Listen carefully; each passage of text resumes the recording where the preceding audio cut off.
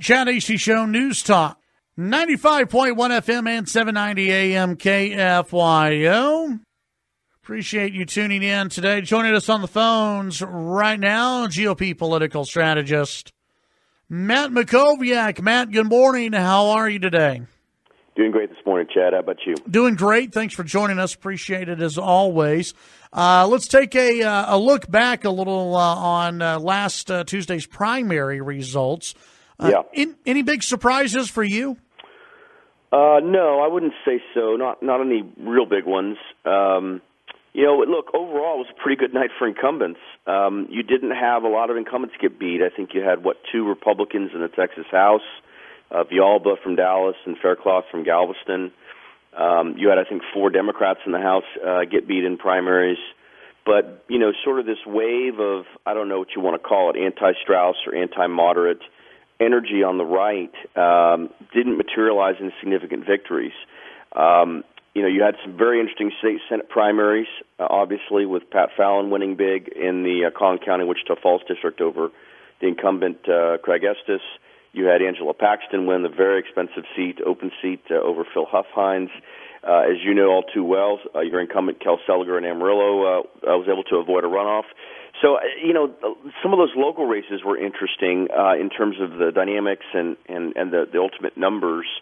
Look, even if you look at 2 of the embattled incumbents at the statewide level with George P. Bush and Sid Miller, they both were reasonably strong and avoided runoffs, which is what they wanted to do. So I don't really think in the end that this primary is going to change that much. The House may have moved a little bit to the right, but probably not a lot.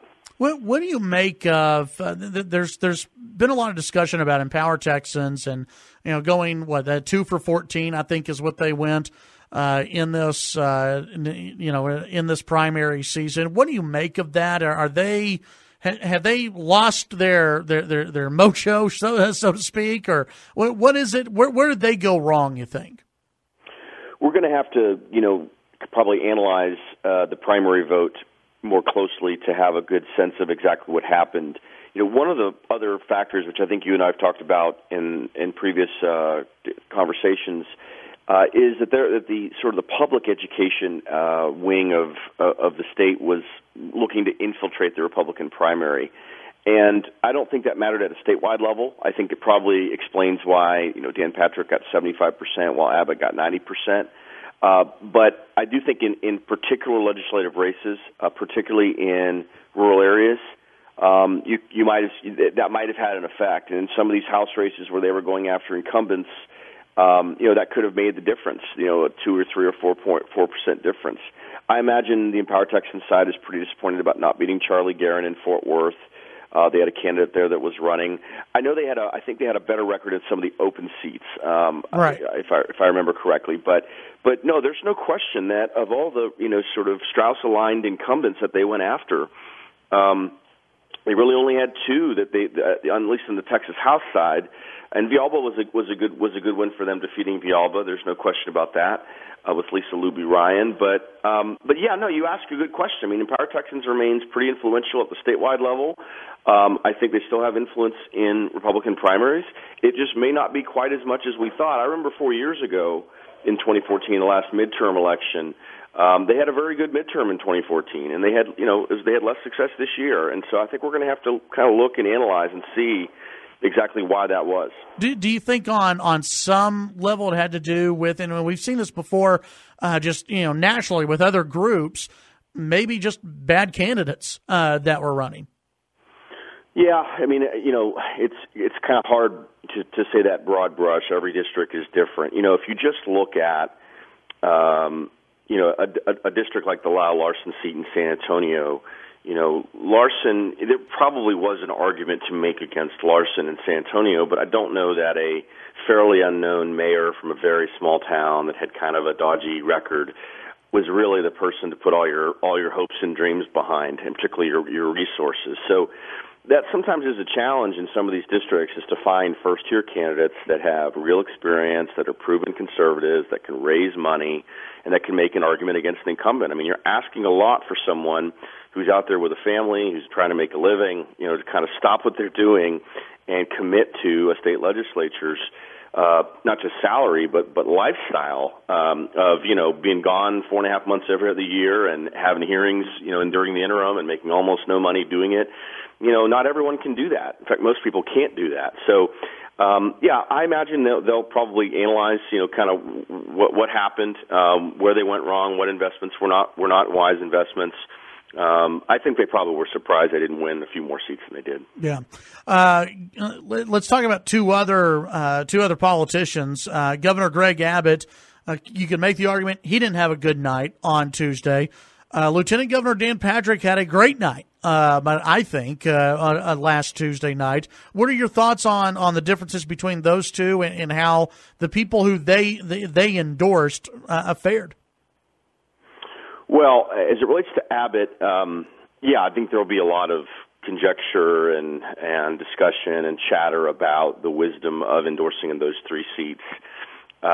Look, I think to some extent, Larson and Sarah Davis in Houston were really kind of begging for this kind of direct challenge from Abbott based on how they handled their business during the legislative session last year, really challenging Abbott, particularly on issues like ethics, in kind of a personal way.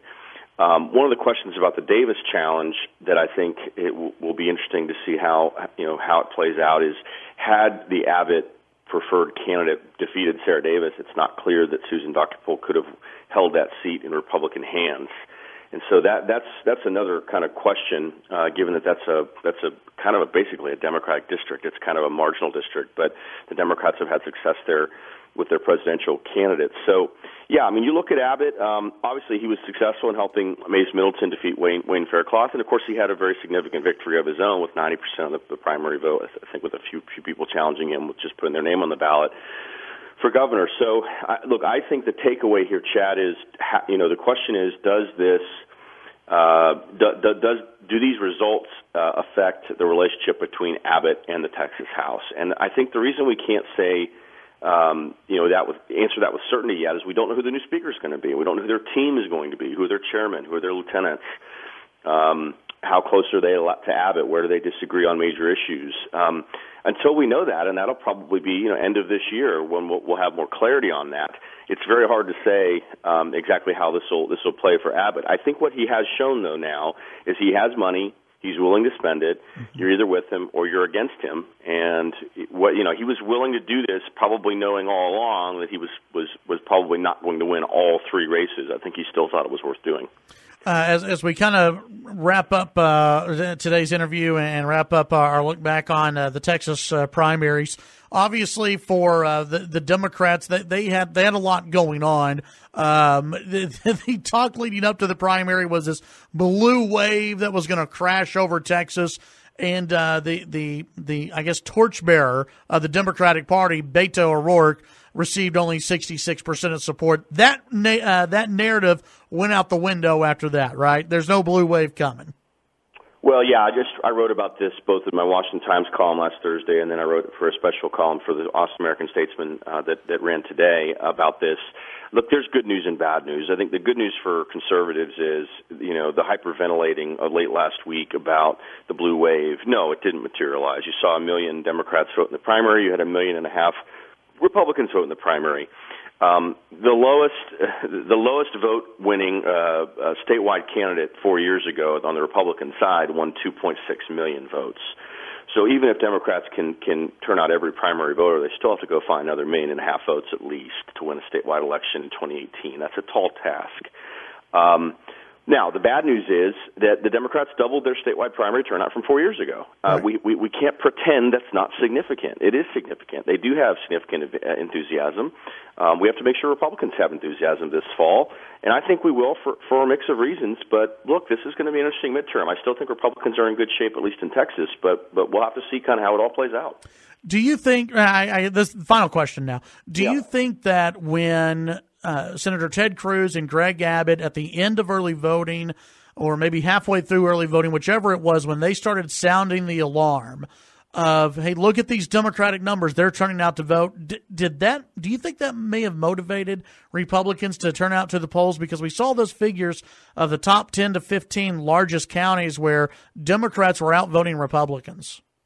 So I think there's two things. One, when you only count the top 15 largest counties as it relates to early vote, you are not counting all the rural areas. You're counting the most Democratic counties, and you're ignoring the fast-growing suburban Republican counties and, of course, all the rural counties, which, of course, had early vote throughout the 10 days of early voting. But second is Republicans generally vote on Election Day, more so than they do on early vote. And so that's how it all got kind of rebalanced after the total numbers were calculated. But I take your point that Abbott and Cruz and others that were making the point that, look, we got to get Republicans to turn out. I think it probably did make a difference, but I think that probably it wasn't as bad as anyone said it was. Right. And then, of course, the primary day turnout kind of turned everything right side up. Yeah. Matt, tell folks how they can sign up for your newsletter and also what your next podcast is on. Yeah, so we do a morning newsletter every weekday called Must Read Texas. We take all the top news from around the state, put it into one email, send it to your inbox each morning. You can sign up for a 7-day free trial at mustreadtexas.com. The podcast is called Mac on Politics. We've done 73 episodes. The most recent episode is with Congressman Ted Yoho of Florida. We talk about North Korea. He is on the Foreign Affairs Committee. You can find that in the iTunes Store, on Google Play, on Stitcher, and on the web at maconpoliticspodcast.com. All right, Matt, as always, appreciate your time. We'll visit with you next week. Thanks, Chad. Take care. That's Matt Mackowiak.